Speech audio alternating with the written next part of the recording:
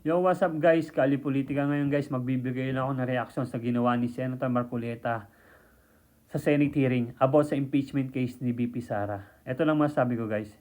No, hindi ako nagkamali, hindi kayo nagkamali na sumuporta at bumoto kay Senator Marcoleta.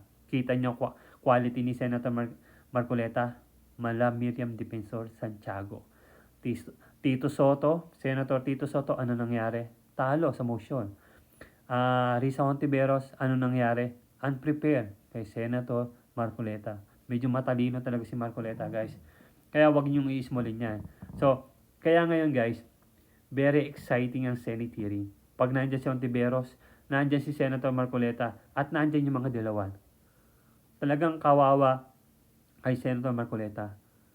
Hindi siya partisan, guys. Kasi, maalala nyo, bago magkaroon ng Senate hearing ngayon about sa impeachment case ni VP Sara, nagbigay siya ng salita, no, na hindi talaga siya part ng PDP laban. Technically guys, hindi talaga siya part. Totoo naman sinabi ni Marcoleta. Adapted talaga siya guys. Sinabi niya lang yung kung pag-aaralan niyo kung ano yung mga moves ni galawan ni Marcoleta. Sinabi niya yung kasi magkakaroon ng impeachment session sa Senado. Sinabi niya yung guys para hindi sabi na partisan. 'Di ba? Kung yung mga taga-suporta, mga DDS, mga bago lang, tayong mga DDS, mga bago lang sa politika, sasama loob nyo.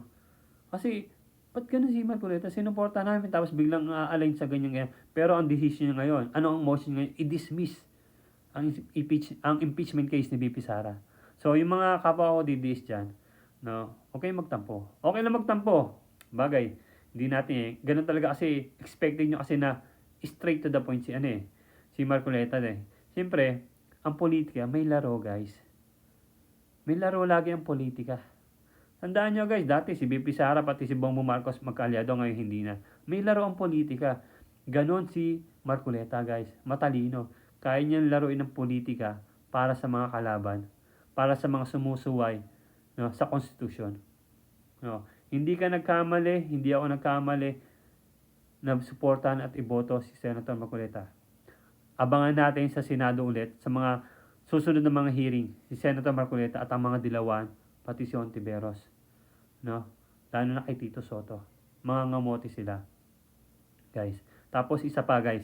Isa pang nakita kong nagningi sa Senado, Alan Peter Cayetano. Panagsama yung dalawa, guys. Marcoleta pati si Alan Peter Cayetano, guys. Usapang legality, pakinggan nyo lagi. Guys, matututo tayo. No, para hindi partisan 'yan 'Di ba? Sabi nga ni Senator Alan Peter Cayetano, ah nakasama siya sa pagiging gabinete ni Pangulong Duterte, pero hindi sila nag-uusap ni VP Sara. No. Hindi siya partisan No. Kung ano lang yung tama, doon lang siya. Parang ganoon din si Marcoleta, guys. 'Di ba? So, panagsama talaga yung dalawa, guys. Pares bright.